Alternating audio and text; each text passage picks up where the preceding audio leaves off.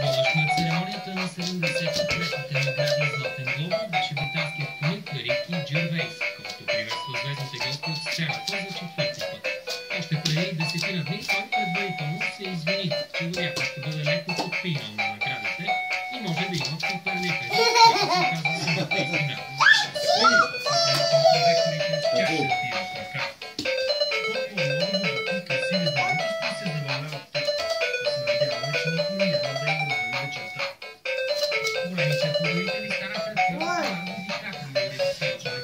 Играй, мамо.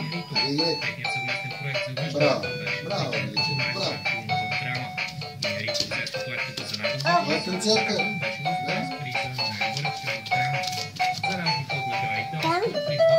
Какво има там, мамо?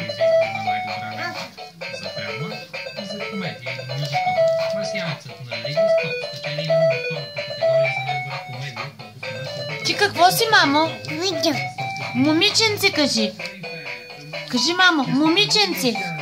Рече, какво си, мамо? Ще ми кажеш ли? Кажи, момиченце. Не бутай. Какво си?